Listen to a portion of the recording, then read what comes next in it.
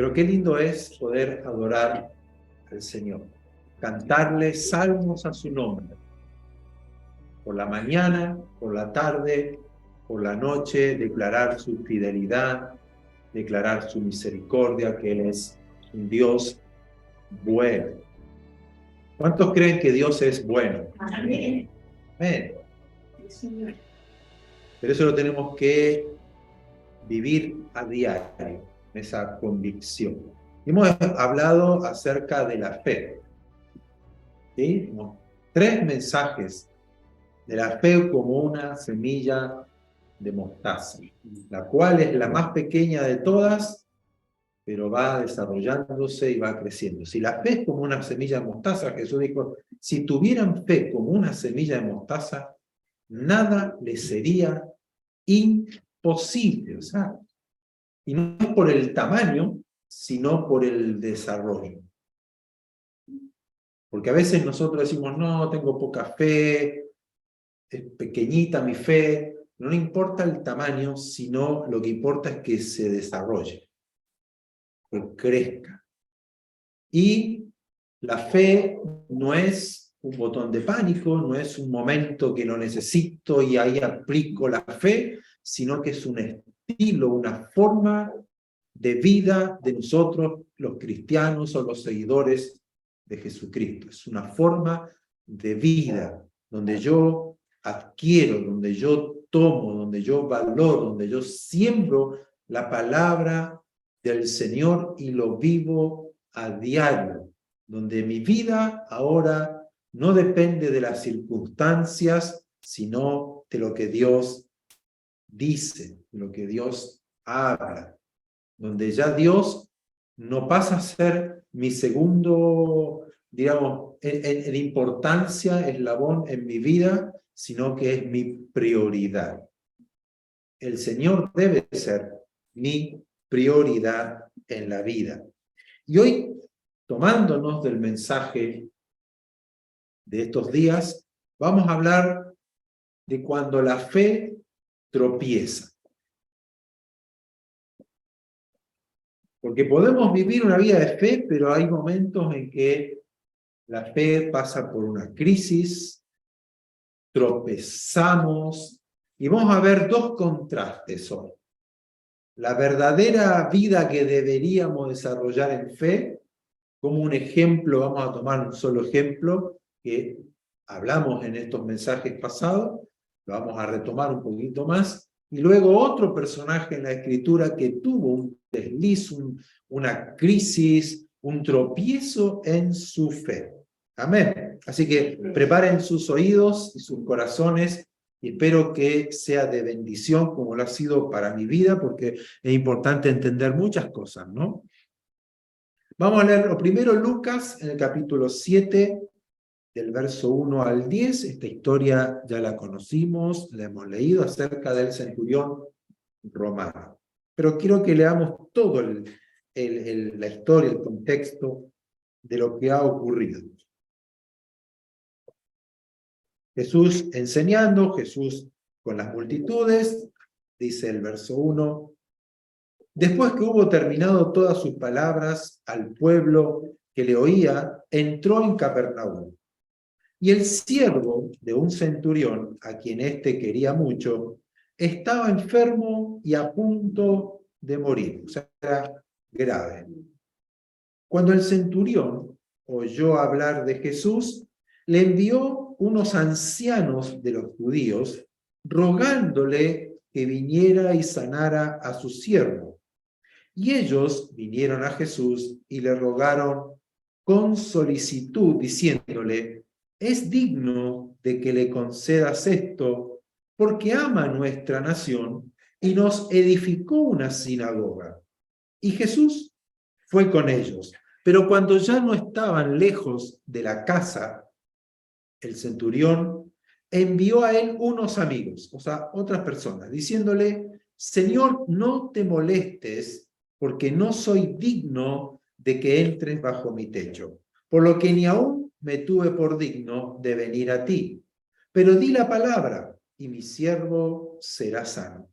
Porque también yo soy hombre puesto bajo autoridad, y tengo soldados bajo mis órdenes, y digo a este, ve y va, y al otro, ven y viene, y a mi siervo, haz esto, y lo hace.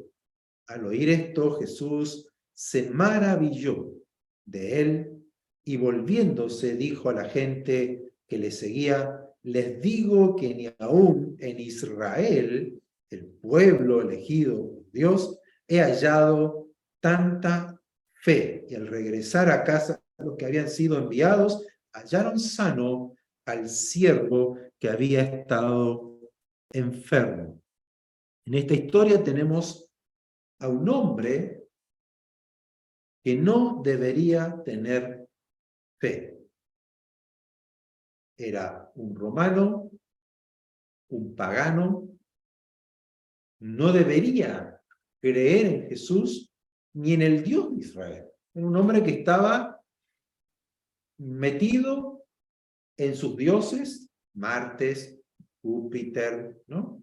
Los dioses romanos, sus ídolos, el dios de la guerra, que era Martes, se encomendaban cada vez que iban a la guerra. Un hombre que no debería tener fe. O sea, las condiciones de este hombre no eran favorables para que tenga una gran fe, como Jesús dice, que ni en Israel he hallado tanta fe. Voy a leer algunos puntos. Los judíos que fueron enviados, los ancianos que este centurión envía a hablar a Jesús, dijeron a Jesús, le dijeron que él era alguien que se lo merece. Es alguien que es digno de que vayas y le concedas lo que te está pidiendo.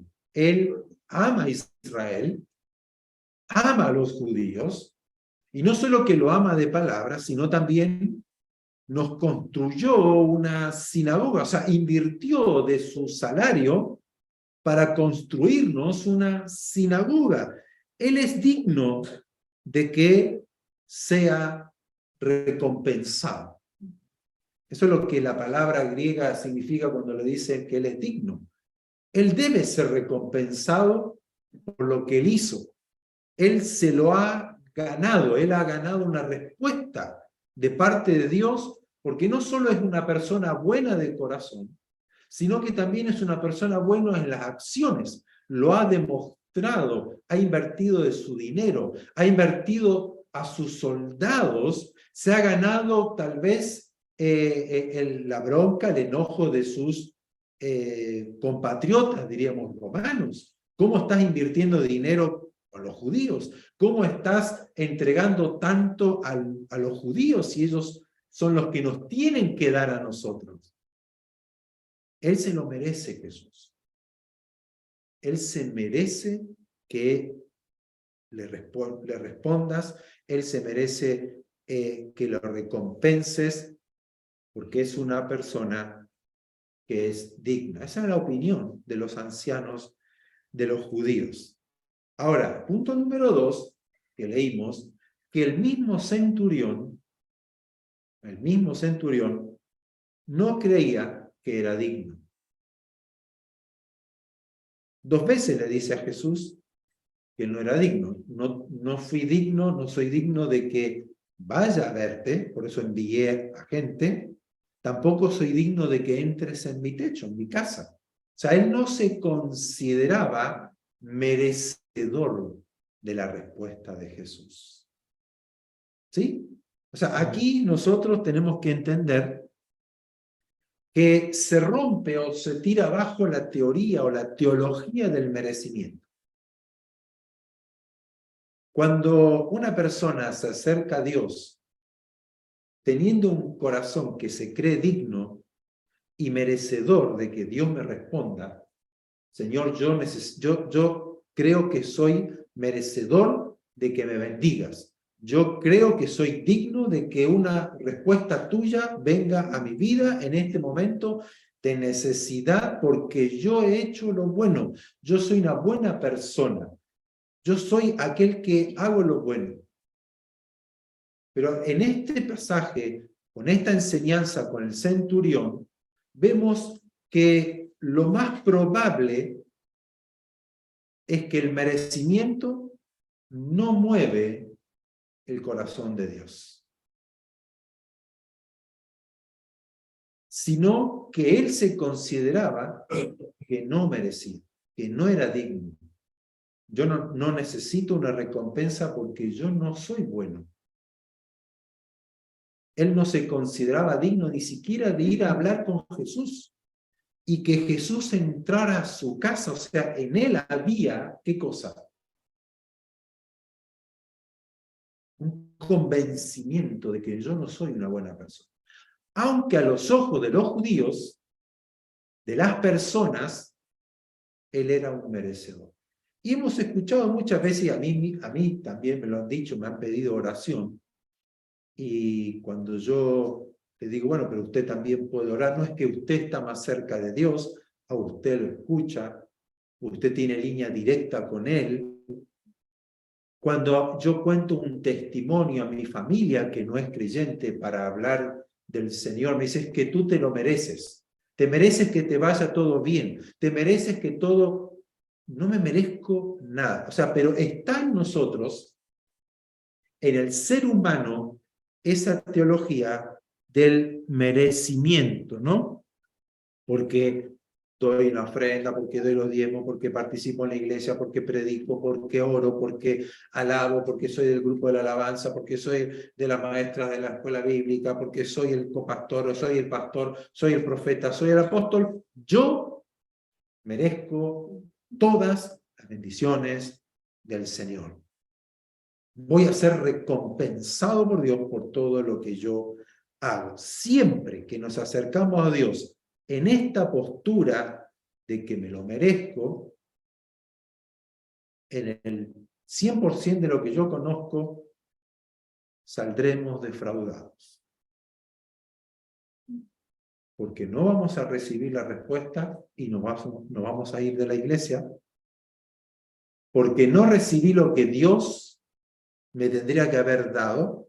Yo esperaba esto y no lo recibí, no pasó nada. Yo oré, yo pedí y no lo obtuve.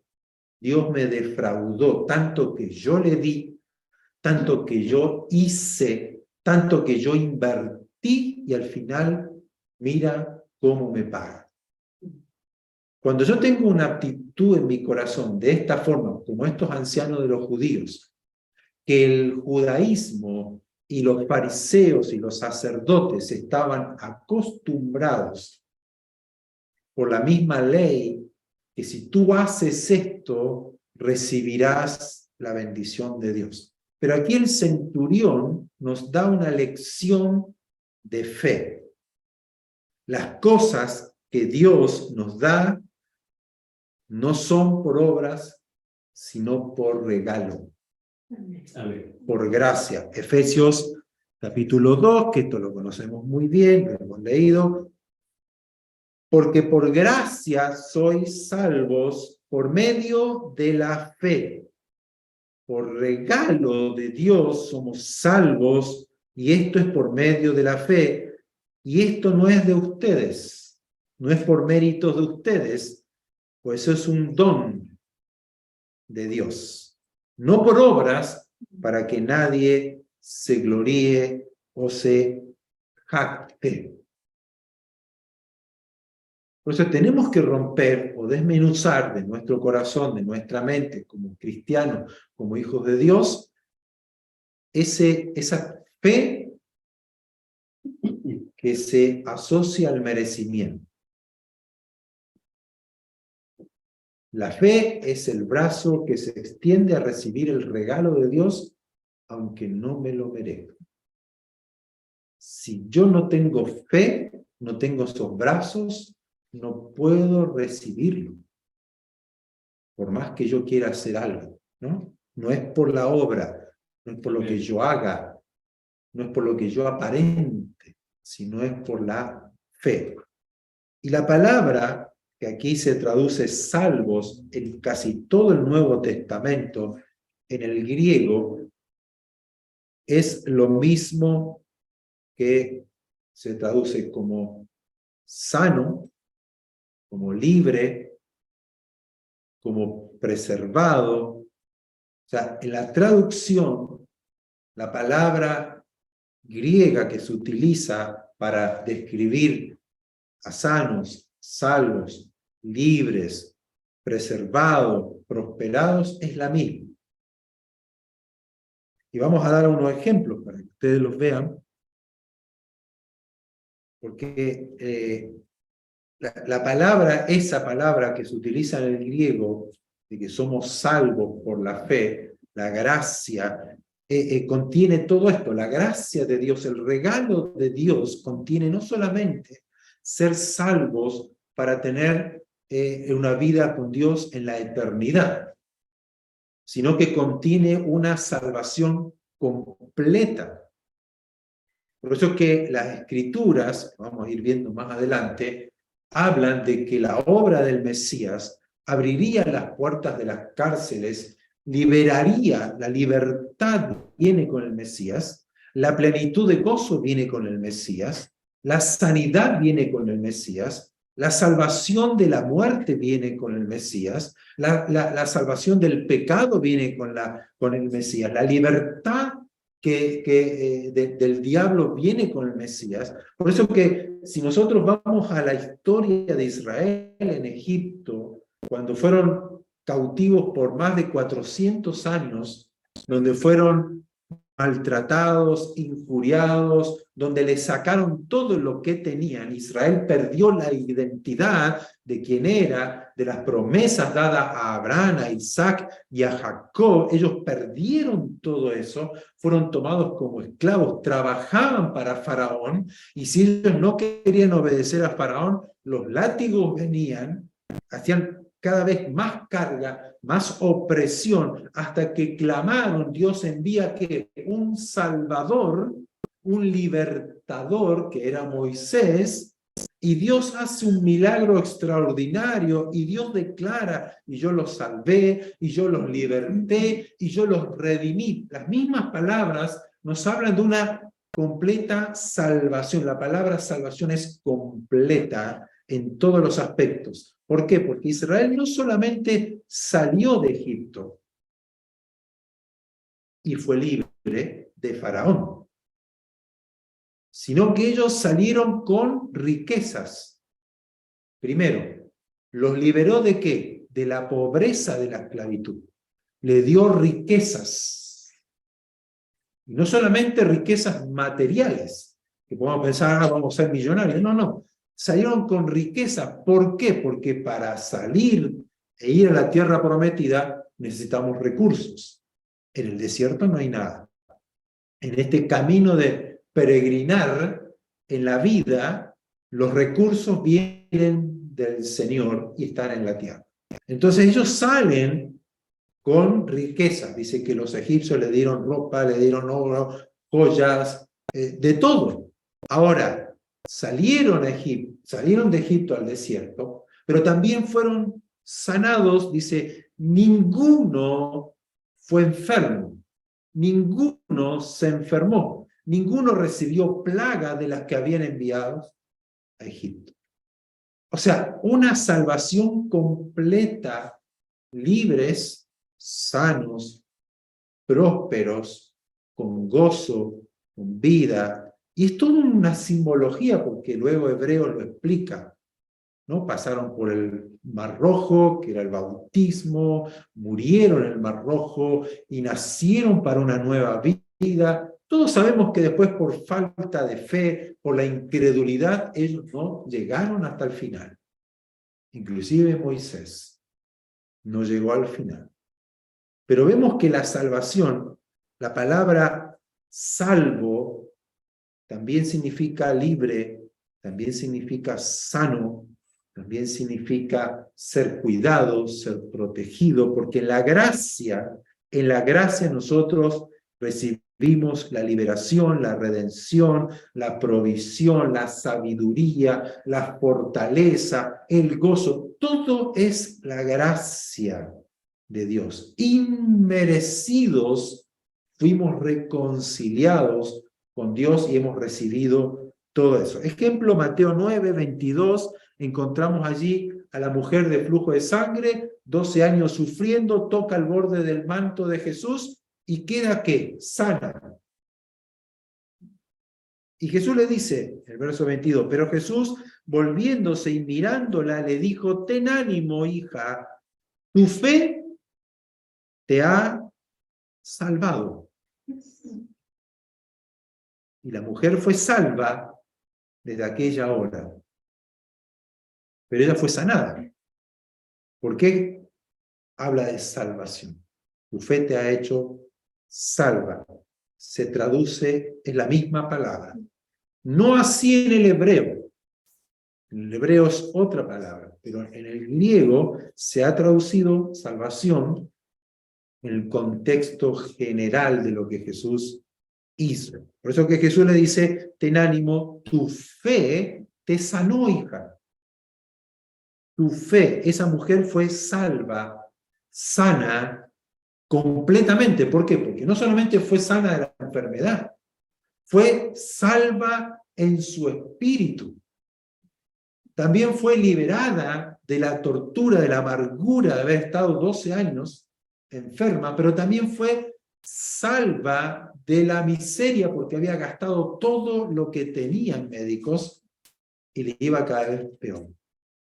Hija, ten ánimo, tu fe te ha salvado. O sea, Dios, el regalo de Dios es completo, es suficiente para cubrir cada una de nuestras necesidades. No es solamente la salvación del alma, que cuando muero me voy al cielo, sino que la salvación de Dios es también para el tiempo que yo tengo que vivir aquí. Porque al pueblo de Israel en el desierto, hasta llegar a la tierra prometida, nada le faltó.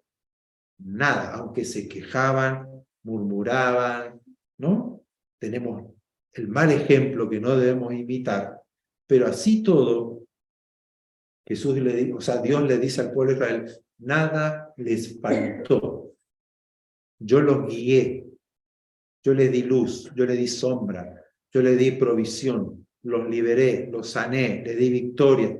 Todo viene en el regalo de Dios. Lucas capítulo 17, 19, encontramos ahí cuando vienen los 10 leprosos, Jesús le dice, vayan y preséntense al sacerdote, salen los 10 corriendo y en el camino son sanados y uno vuelve y se arrodilla delante de Jesús y le dice, gracias Señor, te alabo, gracias por... Y él le dice, pero uno solo vino, ¿no eran 10?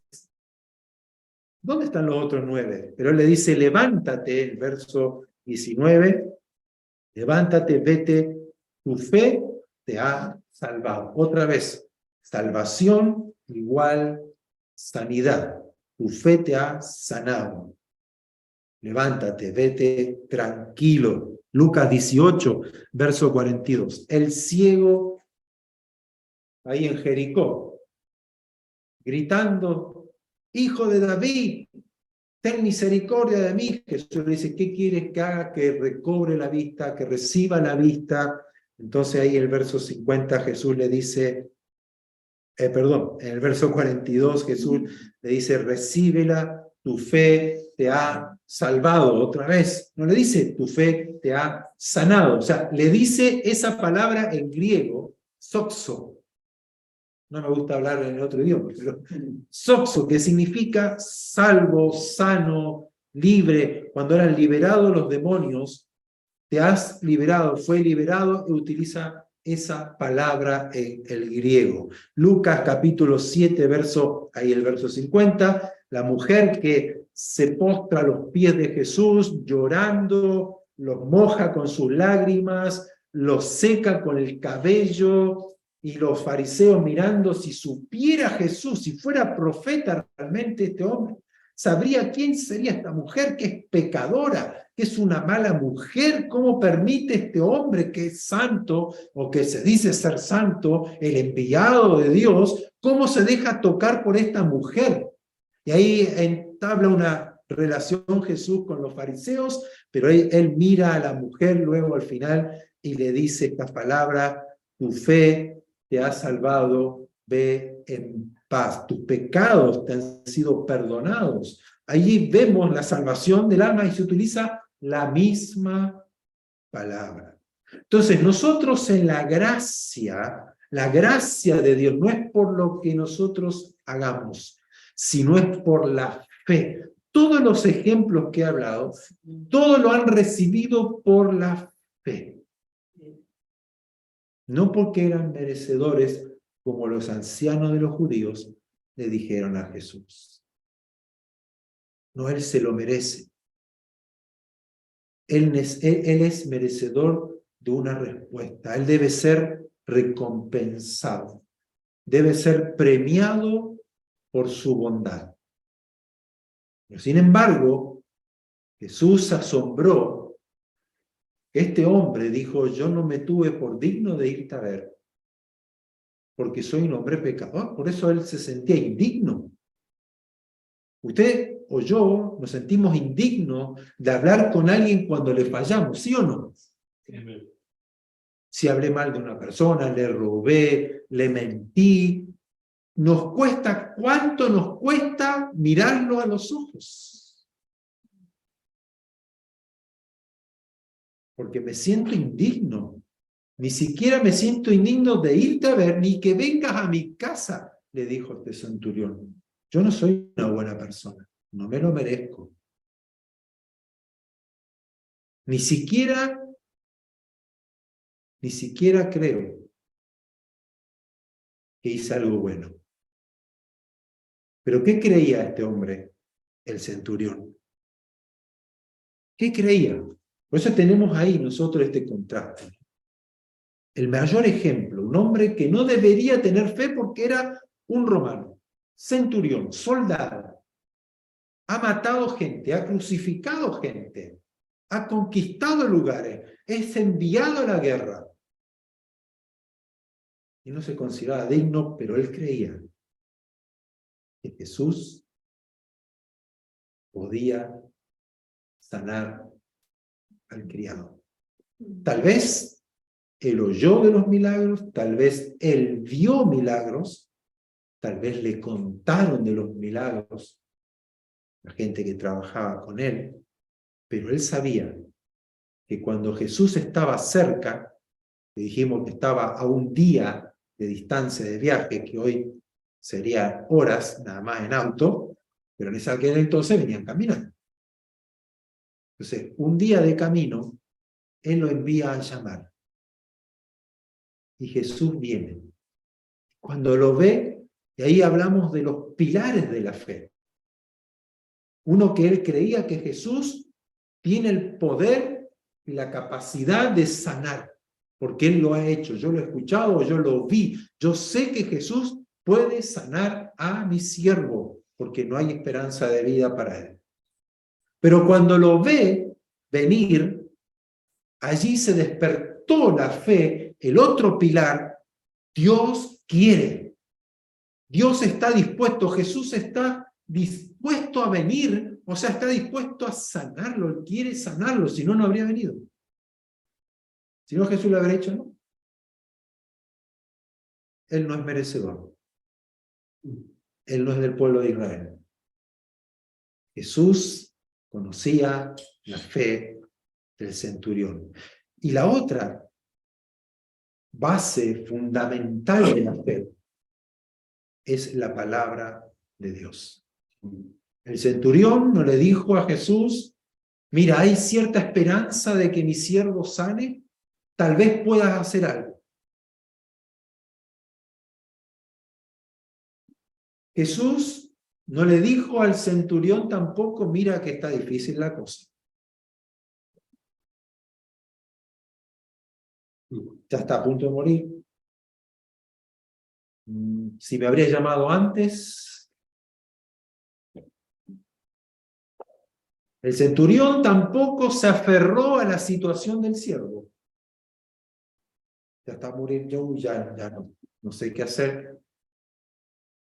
El pronóstico es que va a morir. Estaba a punto de morir. Así dice la Escritura. Tampoco el siervo dijo, bueno, Jesús está lejos, en un día capaz que muere, ¿para qué lo voy a mandar a llamar?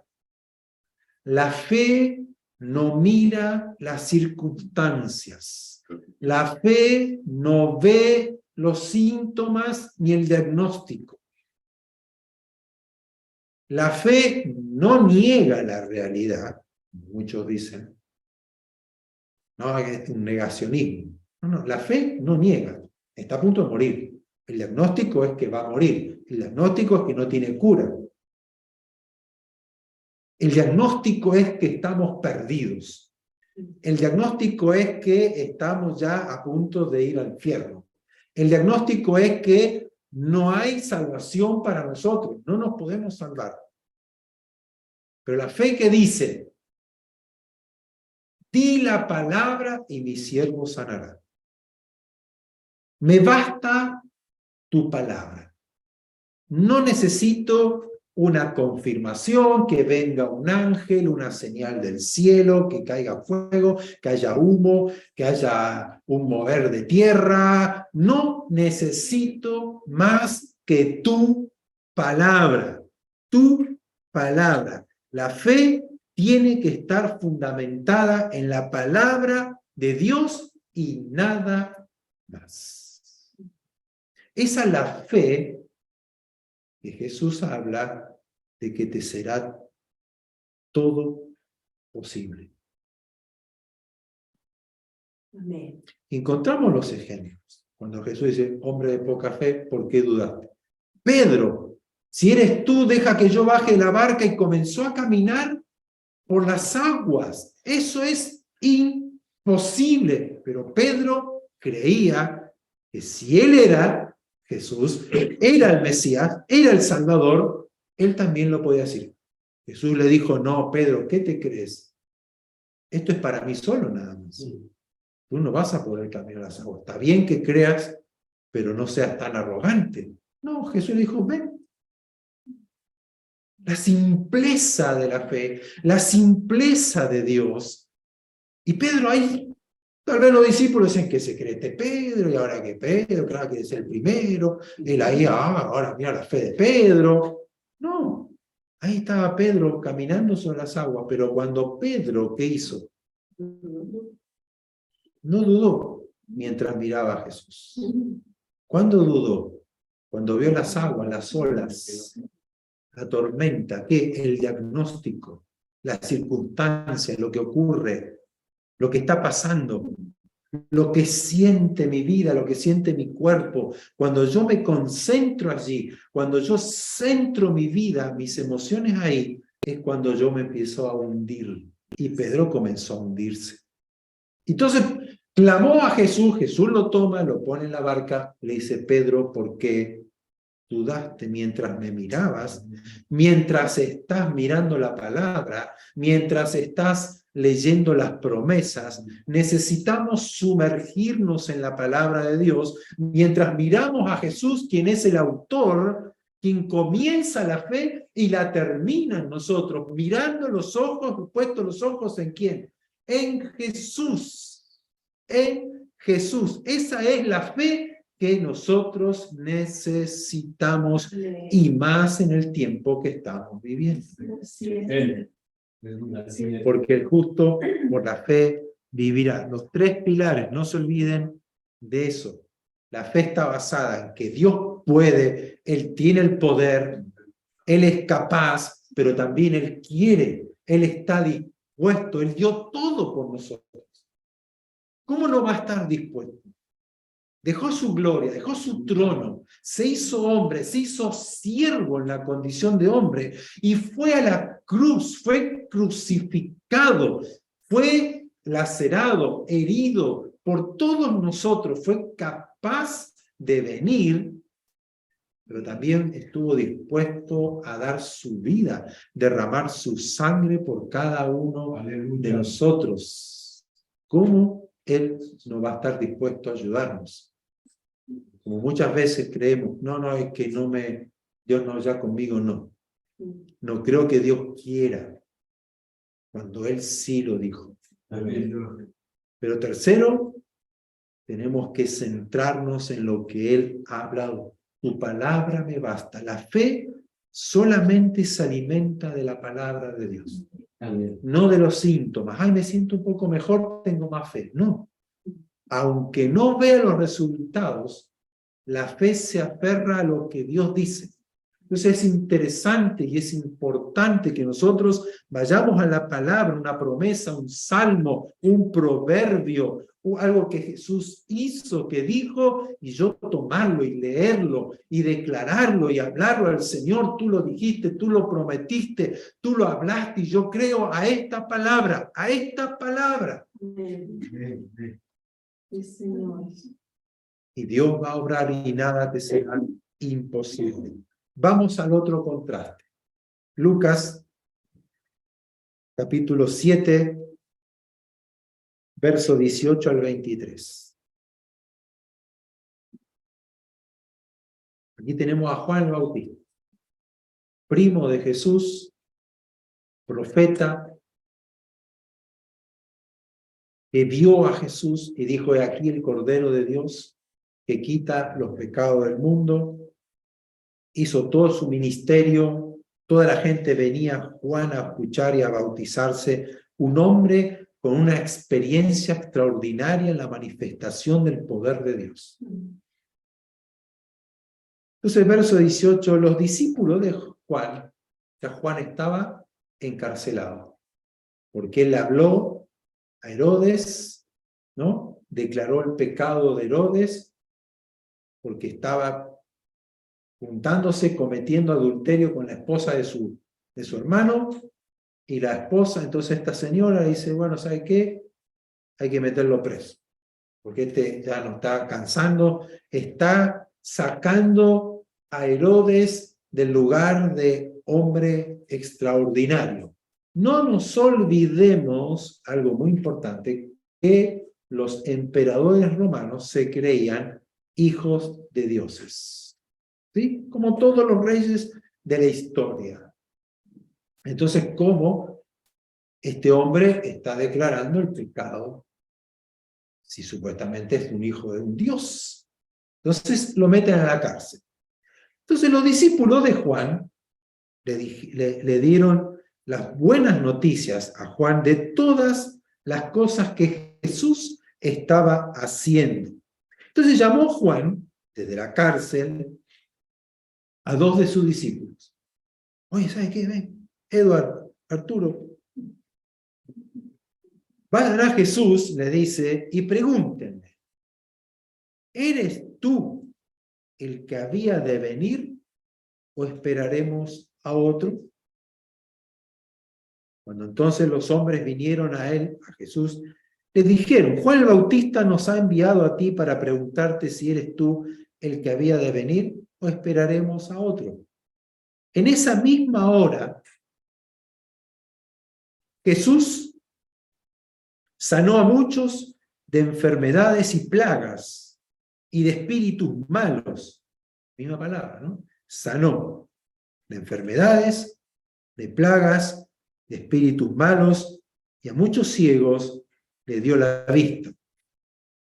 Y respondiendo Jesús le dice: vayan y hagan saber a Juan lo que han visto y lo que han oído. Los ciegos ven, los cojos andan, los leprosos son limpiados, los sordos oyen, los muertos son resucitados, y a los pobres es anunciado el Evangelio. Y bienaventurado es aquel que no halle tropiezo en mí.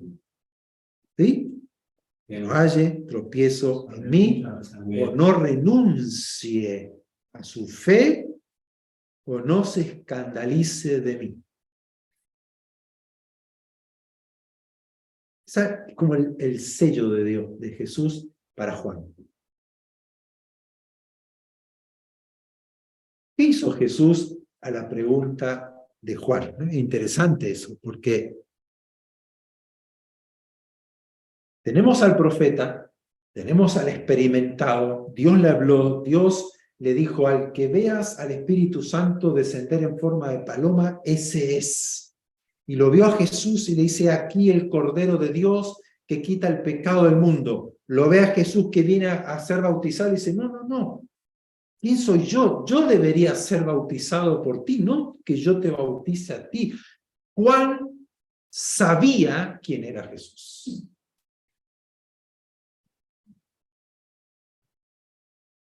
Juan era profeta.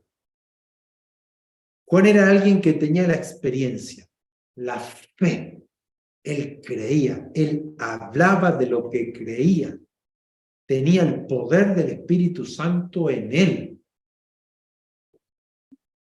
Aquí tenemos un hombre que debería tener una gran fe.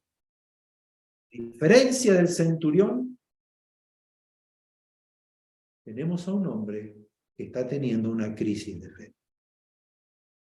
Está tropezando en la fe. ¿Será él? ¿Será verdaderamente el Mesías? Señor, dame una palabra. Señor, dame una respuesta. ¿Es él? Señor, dame una señal. ¿Tengo que venir a Alzareros? ¿No? ¿Tengo que venir a esta congregación? Señor, háblame. ¿Me has llamado a este ministerio? Señor, háblame. ¿Qué va a pasar con mis hijos? ¿Qué va a pasar con mi trabajo? ¿Qué va a pasar con...? A veces nosotros tenemos crisis de fe. Como Juan. Tenemos un hombre aquí, es el profeta, que debería tener una gran fe, pero estaba pasando por una lucha con su fe. Juan estuvo en todos los momentos en que Jesús comenzó su ministerio público. Juan vio los milagros de Jesús. Él mismo dijo, es necesario que yo mengüe y él crezca. Él mismo envió a sus discípulos a seguir a Jesús. Sigan, ¿eh? Andrés era un discípulo de Juan y después fue un discípulo de Jesús. Él enviaba a sus discípulos a él, sigan, no a mí, yo ya terminé, ¿no? Él sabía quién era Jesús. Él sabía que era el Hijo de Dios. Pero aquí encontramos que muchas veces nosotros ponemos la fe en las experiencias espirituales y no en la palabra de Dios. Cuando mi fe es basada en lo que siento o en lo que no siento, si siento un escalofrío de la presencia de Dios, estuve orando y sentí un fuego que me corrió, ¡wow! Y la fe crece, y a veces si voy a orar y no siento nada, en las experiencias de que oro por Manuel y Manuel cae y es tocado por Dios y es sanado. Y cuando voy y oro por alguien no pasa nada. Cuando veo visiones o sueños, como Juan vio la paloma, escuchó la voz, este es mi hijo amado, a él seguir. Muchas veces afirmamos nuestra fe, y yo no dudo y no estoy en contra, porque yo sí he experimentado cosas sobrenaturales, poder de Dios, voz de Dios, sueños, revelaciones, y he depositado muchas veces la fe en esas experiencias. ¿Sí? Entonces, cuando uno deposita la fe en esas experiencias, ¿qué ocurre? Dios me lleva al desierto. Dios me lleva a la cárcel, como a Juan. Y allí en la oscuridad de la cárcel, la noche oscura de la vida, en los momentos difíciles de la vida que yo no siento, que no veo, que no hay sueño, comienza que la fe a tropezar. Y aquí es importante porque él dice, ¿eres tú el que había de venir o no? Necesito otra palabra, necesito una señal. Señor, necesito una confirmación. Jesús, ¿qué le dice? Díganle todo lo que ustedes vieron. Los ciegos ven, los cojos andan, los muertos son resucitados. Nada nuevo. No hay una revelación nueva. No hay una palabra nueva. No hay un sueño nuevo.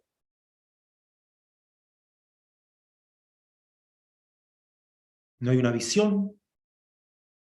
Jesús le dice, pasan y hagan saber de que la palabra se está cumpliendo. Porque encontramos que Jesús le responde lo que está en Isaías capítulo 35, Isaías capítulo 61, Salmo 72, las obras del Mesías. Los enfermos son sanados, los leprosos son sanados, liberados, endemoniados.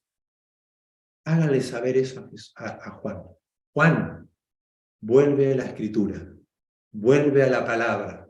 No hay nada nuevo, Juan. Lo que viste en mí, lo que oyeron de mí, eso díganle a Juan. Y bienaventurado, bendito aquel que no haya tropiezo en mí, aquel que no se escandaliza de mí o que no renuncia a su fe en mí.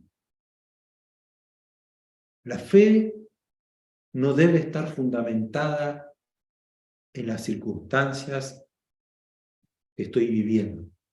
La palabra que Dios me dio en los momentos de luz, en los momentos de felicidad, en los momentos en que sentí la presencia de Dios, cuando Dios me habló en su palabra, estoy leyendo ahí un versículo, algo que Dios me habla cuando estábamos con mi familia atravesando momentos de crisis difíciles económicas, y Dios me da una palabra, y esa palabra es como que penetra mi corazón, me da luz, me dio fortaleza, animó mi fe, y yo me tomé de esa palabra, y eso fue mi oración, hasta que Dios cumplió esa palabra.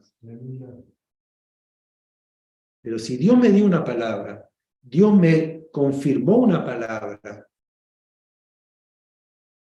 yo tengo que tomarme de esa palabra porque es verdadera, aún cuando esté en la oscuridad. Porque la palabra de Dios no es verdadera cuando estoy bien y es falsa cuando estoy mal.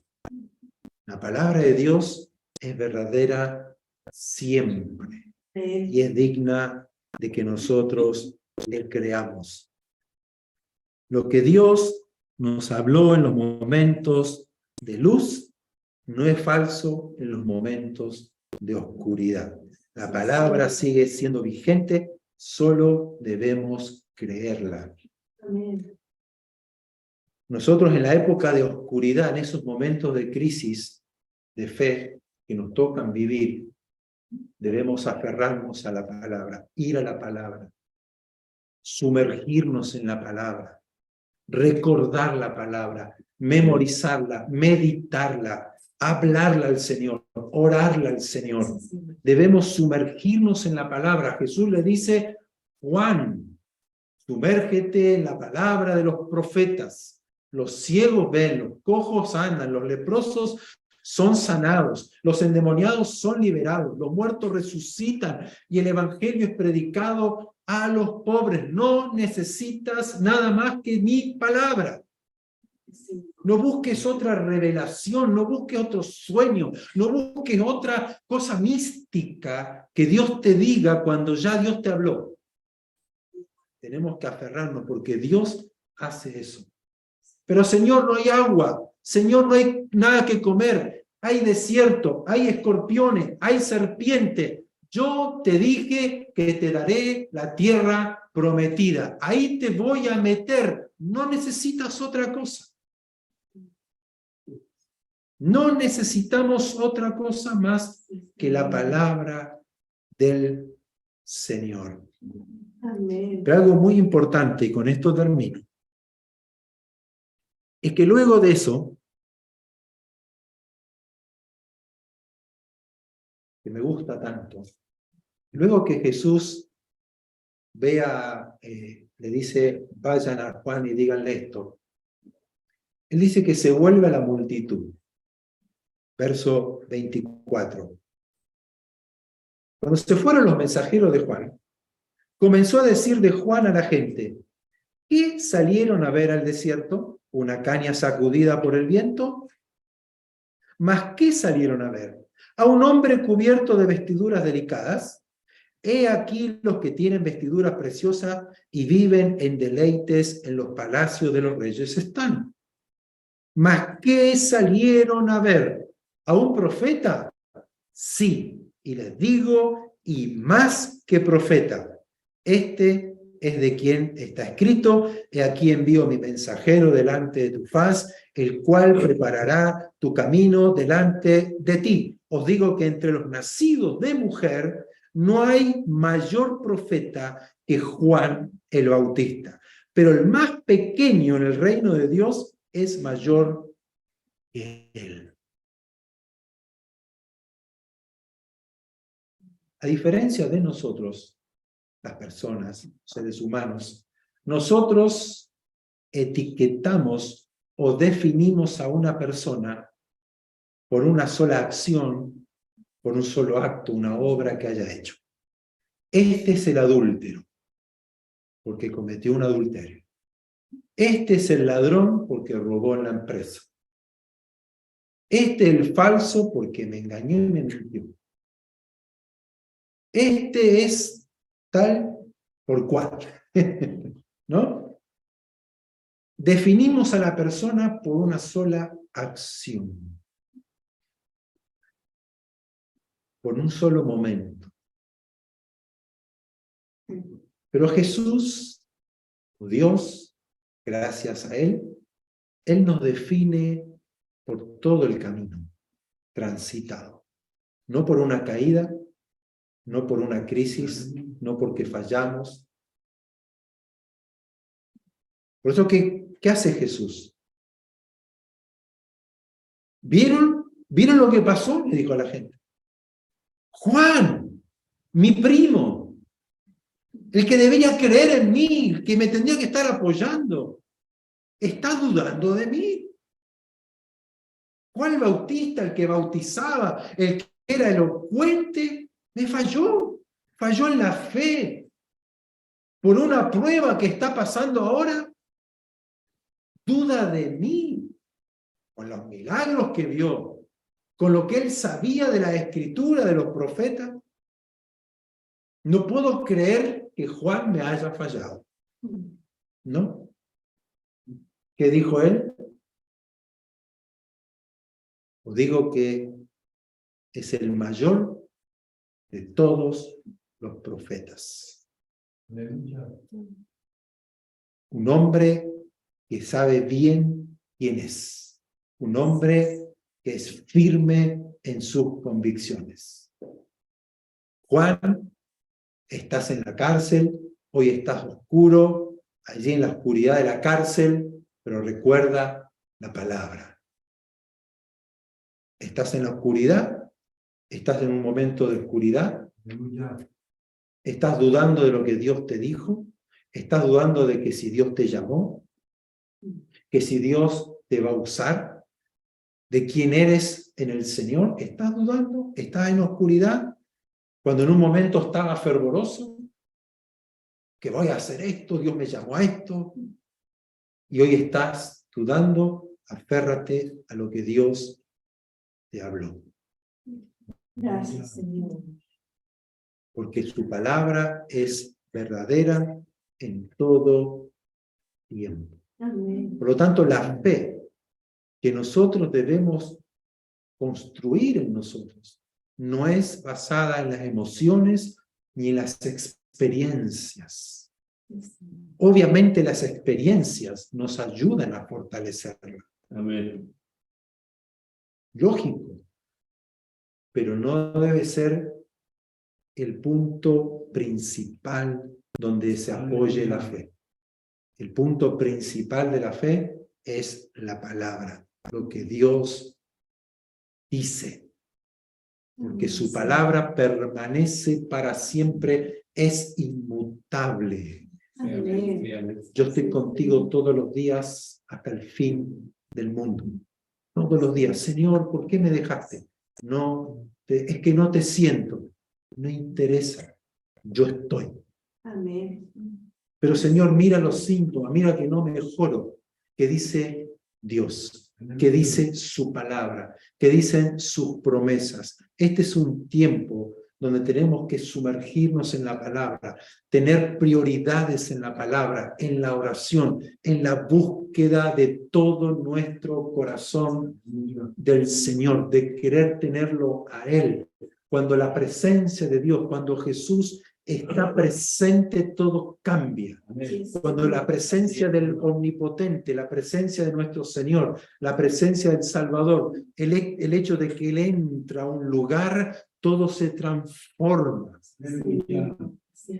Imagínense Jesús entrando a una casa para resucitar a un muerto, Jesús caminando para sanar a alguien, estar al lado de Jesús. Bueno, ese Jesús está todos los días con cada uno de nosotros. Amén.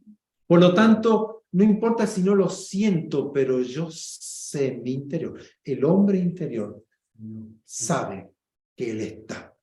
Y si hay oscuridad, Él puede alumbrar. Y si hay una tormenta, Él dice, calla, enmudece y se hace grande bonanza. Se levantan las olas, pero nosotros caminamos sobre las olas. Esa es la fe que mueve montañas. Sí, Señor. Una fe grande que persevera hasta el fin. Amén. Amén, póngase de pie. La fe tiene sus tropiezos. La fe tiene sus crisis.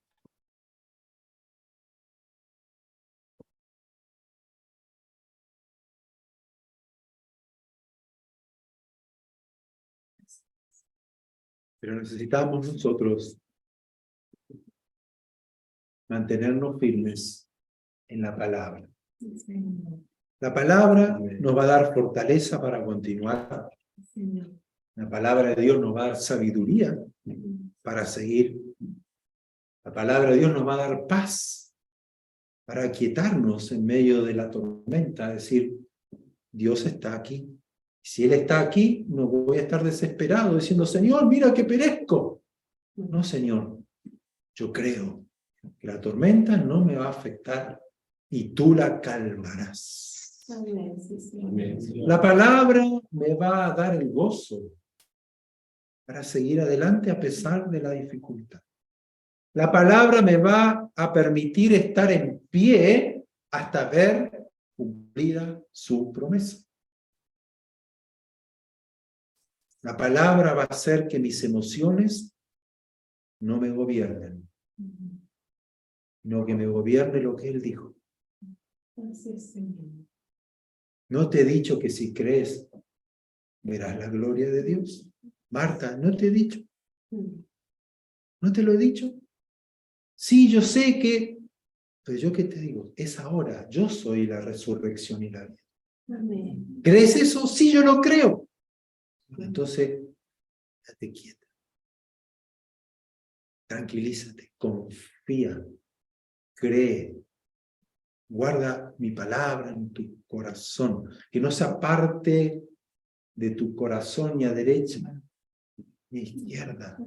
Mantén los ojos puestos en Jesús y camina sobre las aguas. Cierren sus ojos, y creo que Dios está aquí. Amén. Amén, sí.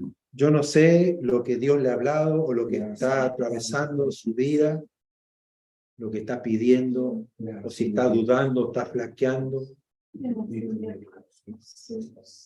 Pero Dios nos está invitando a tomarnos en serio su palabra, Amén. Amén, sí. a sumergirnos, a leerla, a comerla, alimentar la fe con la palabra del Señor, lo que Él dijo. Señor, no necesito una señal, no necesito que un ángel se aparezca. Di la palabra, di la palabra y mi siervo sanará. Di la palabra porque yo sé lo que es tu autoridad. Lo que yo digo se cumple, se hace. Di la palabra, Señor. Tu palabra es suficiente para mi fe. Amado Padre, amado Rey, amado Señor, en este día nos inclinamos a ti. Te buscamos a ti de todo corazón. Y pedimos que fortalezcas al que está caído. Fortalezca al que se ha debilitado, al que ha tropezado, el que está viviendo en una crisis de fe, que está queriendo renunciar a la fe, que no está orando porque cree que no va a haber respuesta. Señor, tu palabra venga a nuestra memoria. Lo que tú has hablado, lo que tú has prometido, lo que ha salido de tu boca, se cumplirá, Señor. Así será. En esta hora, Señor, abre nuestro entendimiento, abre los oídos espirituales de mi vida, los ojos espirituales para verte, para oírte y comer, recibir, guardar lo que tú me hablas. Yo poder permanecer en la fe y poder ser como ese centurión, que no merezco, que no soy digno, pero que tú viniste, te diste, te entregaste, estuviste dispuesto a darnos con Jesús todas las cosas. No escatimaste nada. En esa gracia nos ha dado salvación, sanidad, liberación, provisión, fortaleza, gozo, vida abundante. Nos has dado luz, nos has dado sabiduría. Señor, yo creo a toda tu palabra. Recibo en este día toda tu gracia, el don de la gracia, del regalo de esta salvación completa en mi vida. Y recibo en mi cuerpo, que tal vez está enfermo, que mi cuerpo está debilitado, recibo ese soplo de vida que viene por tu espíritu, que me vivifica, que me renueva, que me rejuvenece como el águila, porque en ti creo y en ti espero en este día. Porque tú eres la fortaleza de mi vida. Tú eres la fuerza de mi vida. Y yo hoy, nosotros como iglesia, nos fortalecemos en el Señor y en el poder de sus fuerzas y resistimos a toda obra del diablo, a todo espíritu de duda, de incredulidad, de enfermedad, de pobreza, de miseria, de escasez, de tristeza, de amargura, de depresión. La resistimos en el nombre de Jesús, parados, firmes, no en mis obras, no en lo que yo soy, sino en tu palabra, que es la roca de mi salvación.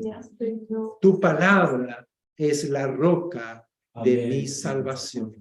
En ella me escudo, en ella me refugio, en ella me fortalezco, en ella camino hacia adelante, no mirando atrás, sino tomándome de tu palabra. Porque sé, Señor, que la respuesta viene. Sé, Señor, que tu promesa se cumple. Te adoramos, te exaltamos, alabamos tu nombre en esta tarde y te damos gracias por tu bondad, por tu fidelidad, por tu amor tan grande, ese amor que no lo puedo entender. Tu amor se ha dado a nosotros y te has entregado por nosotros. Gracias, gracias, gracias, gracias. Porque en este día me voy de aquí fortalecido en la fe, Señor, con esta enseñanza de volver a tu palabra, de darle la prioridad, la importancia a tu palabra, comerla, no dejar un día sin tomar tu palabra y tus promesas, caminar en ella, dejar, Señor, todo aquello que me distrae de tu palabra y enfocarme en ti, Señor. Te adoro, Señor. Te alabo, Padre. Te recibo en mi corazón. Alumbra mi corazón. Revélate a mi vida como el Señor, como el Salvador de mi ser. Gracias, gracias, gracias, Señor. Amén. Amén, amén, amén, Señor. Gracias.